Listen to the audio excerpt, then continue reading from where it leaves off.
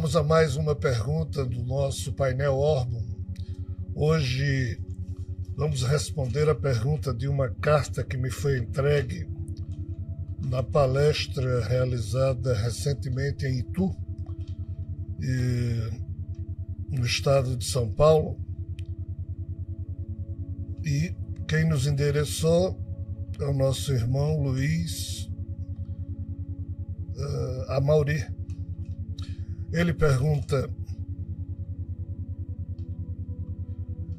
a quem devo dirigir minha energia quando estou na força da ayahuasca? Uma vez que o Senhor disse que a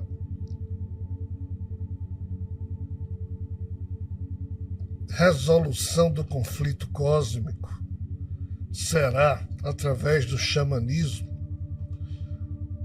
enfim, a quem devo dirigir minha energia quando estou na força do ayahuasca, levando-se em consideração que uma vez eu teria falado que a resolução do conflito cósmico se daria através do xamanismo? É a pergunta do nosso irmão. Essa segunda parte da pergunta eu não pretendo e nem me recordo de ter dito nesses termos, de que a resolução do problema cósmico viria através da prática do xamanismo. O que eu disse, e torno a repetir e a ressaltar, porque é extremamente importante nós termos noção disso, e penso que foi exatamente essa questão que o nosso irmão Luiz Amauri deve ter capturado, é que a resolução desse impasse cósmico de fato começou, em termos mais objetivos, a produzir resultados quando o xamanismo foi por fim implementado aqui na Terra. Então, assim, eu sempre disse e digo nas palestras que faço sobre o xamanismo que o xamanismo nos trouxe até aqui. O xamanismo foi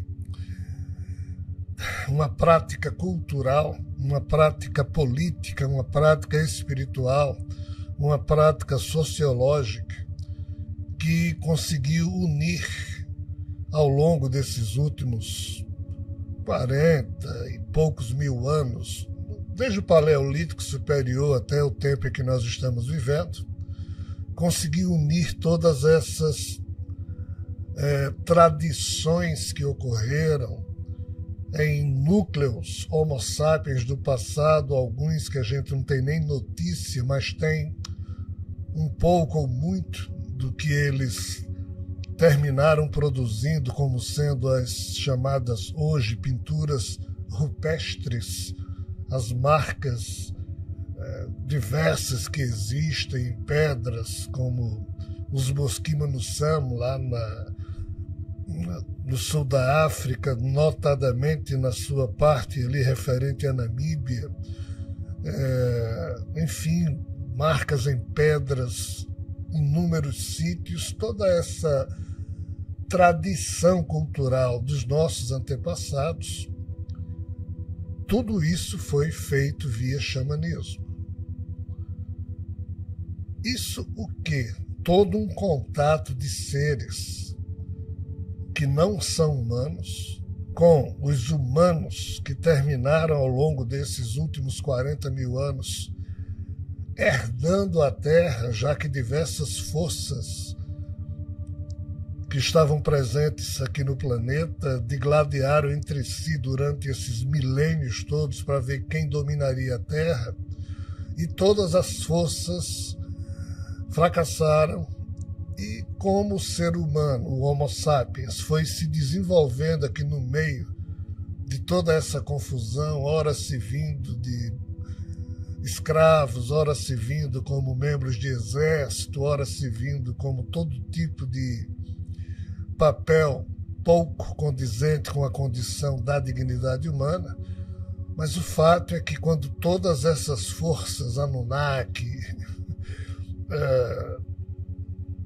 os herdeiros e parte da rebelião de Lúcifer, seres outros que tentaram se apoderar da Terra, quando todo mundo foi fracassando por uma ou outra questão, os humanos sobraram.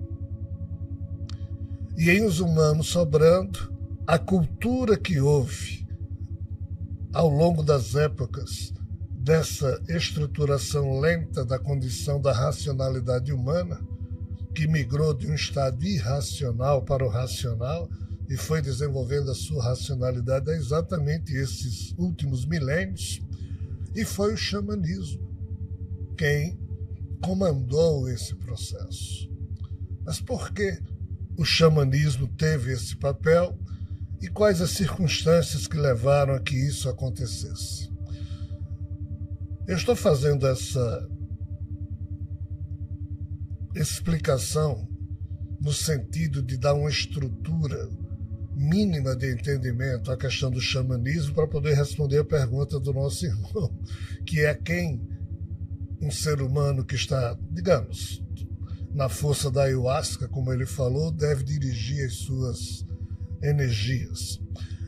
Essa coisa do xamanismo, ela é um subproduto de um problema ocorrido há 300 milhões de anos, e não foi aqui na Terra que isso se deu.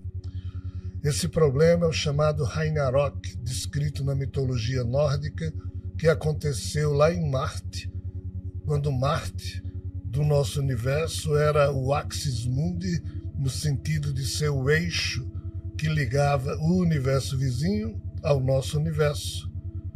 É uma história desconhecida, mas um dia talvez a gente compreenda melhor. Como os 8 mundos de Yggdrasil do universo vizinho e Marte, que era Midgard, o 9º mundo desse conglomerado de realidades, tudo isso aqui foi destruído.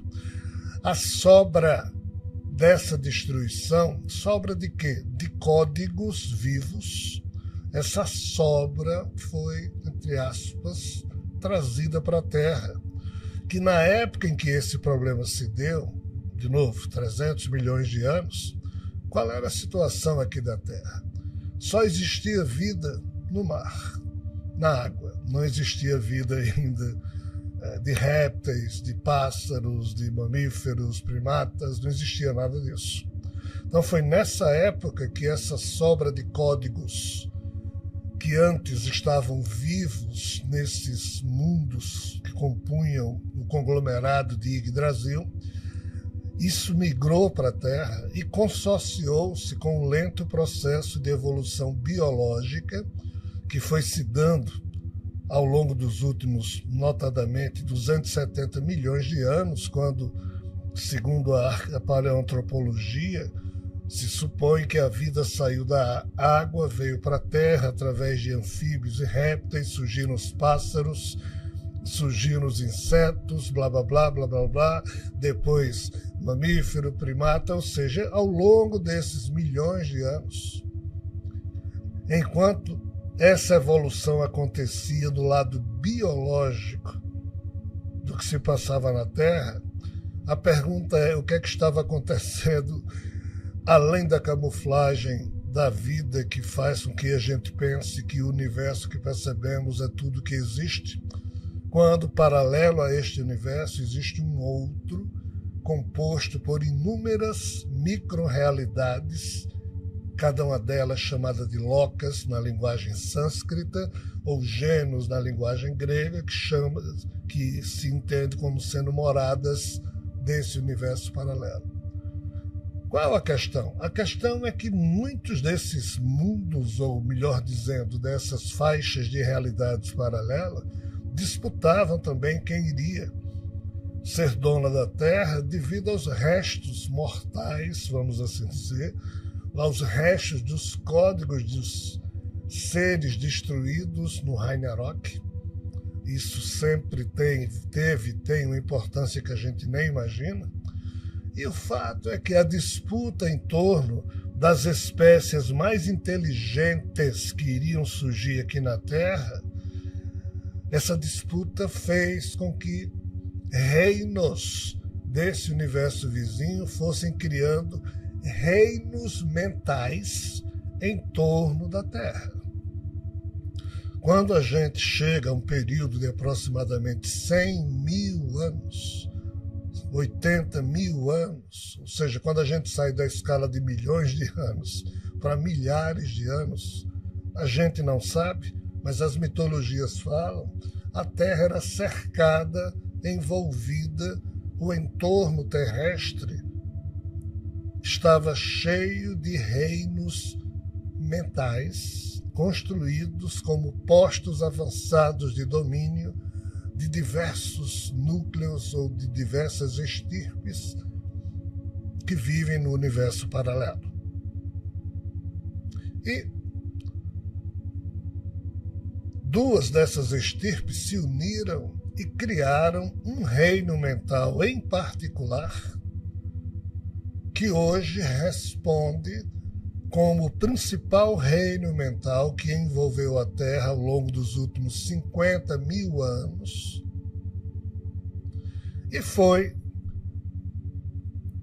o conjunto de esforços e de atitudes desse reino, um reino mental dos Mahoragas, que são os filhos de uma descendente regenerada da condição de Brahma, mas isso é uma história que eu não vou poder aqui contar. Essa descendente chama-se Kadru, filha de Daksha, que era descendente direto do corpo de Brahma. Os Nagas e Uragas nascidos do código de Kadru vieram a compor esse reino de Mahoragas, e esses dois tipos de seres criaram esse reino mental, e foram eles que do universo vizinho, ou seja, do reino onde eles habitam, eles começaram a induzir os humanos, os primeiros humanos que foram despertando na medida em que tinham o gene FOXP2 que permitia a sua racionalidade. Esses humanos, há cerca de 48, 47, 46, 40, 30 e poucos mil anos atrás, eles foram sendo influenciados por esses seres a manipular, através da alquimia,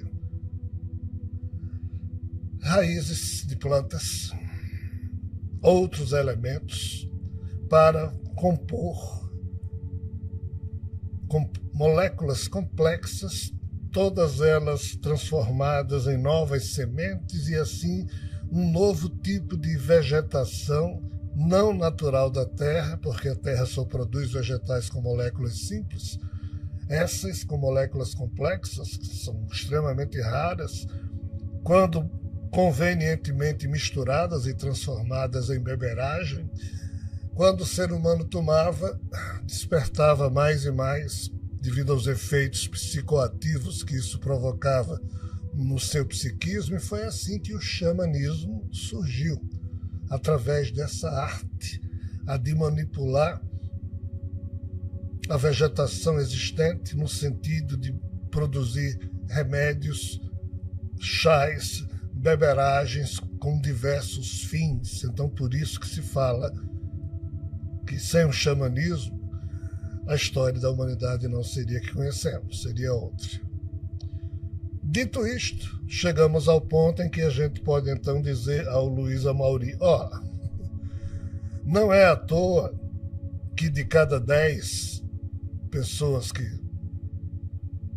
se associam à força da cannabis, da ayahuasca e de outras bebidas ou beberagens que têm esse tipo de poder psicoativo, de cada 10, 6, 5 não sentem nada, mas dos 5 que sentem, os 5, ou às vezes 4 de cada 5, quando entram na força das raízes ou da beberagem desses produtos, se vê num reino mental onde a natureza é parecida com a daqui, mas ao mesmo tempo é bem diferente, e aparece uma cobra para elas, uma cobra que fala.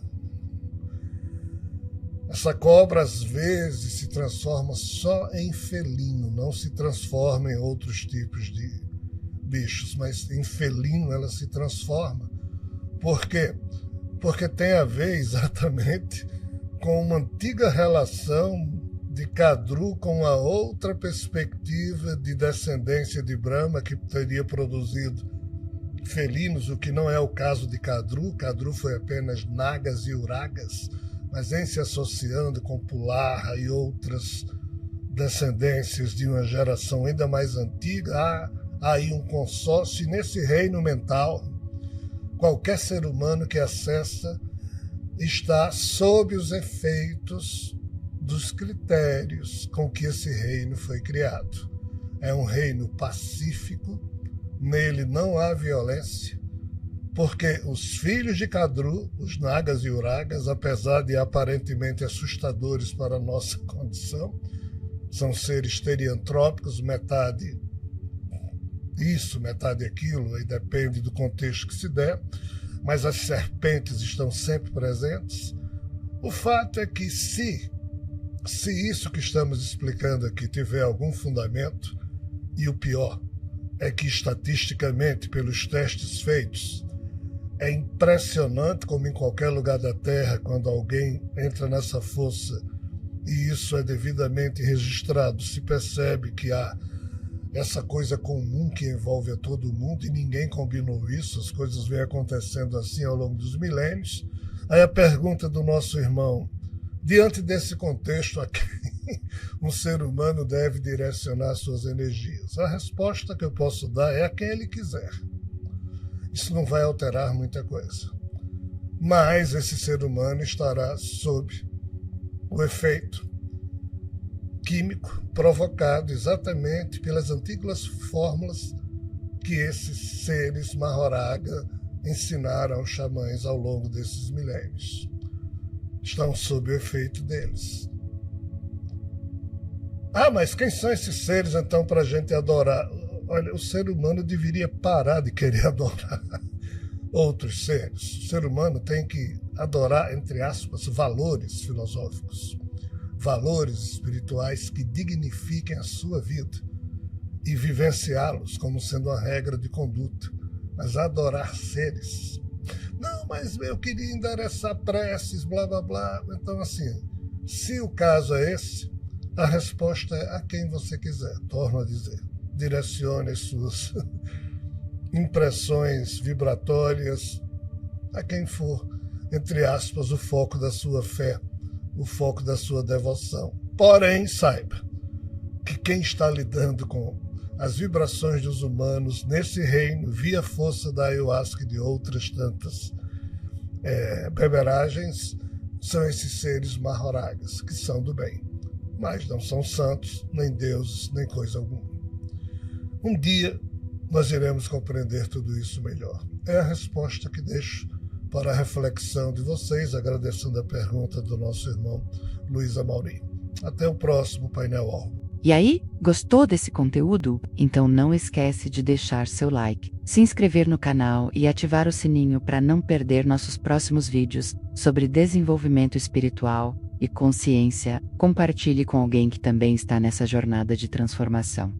Aviso importante: deixei na descrição desse vídeo o link de um audiobook chamado O Segredo da Transformação Espiritual. Esse audiobook possui 4 módulos. No primeiro módulo você vai aprender a desvendar os segredos da sua própria essência, explorando a jornada do autoconhecimento e desenvolvimento pessoal de maneira prática e transformadora. No segundo módulo você vai receber ferramentas especiais e técnicas práticas que impulsionarão seu crescimento pessoal e financeiro, capacitando você a alcançar seus objetivos espirituais e metas de vida. No terceiro módulo você vai descobrir como nutrir conexões amorosas, aplicando princípios espirituais na construção e na resolução de conflitos nos relacionamentos pessoais. E no quarto e último módulo você vai aprender a transformar desafios em oportunidades de crescimento, utilizando uma abordagem espiritual para a resolução de problemas do cotidiano. Então, depois de ouvir o audiobook, deixa aqui nos comentários o que achou, tá? Gratidão por estar aqui comigo hoje. Nos encontramos no próximo vídeo com mais reflexões para elevar nossa consciência. Fiquem todos na paz.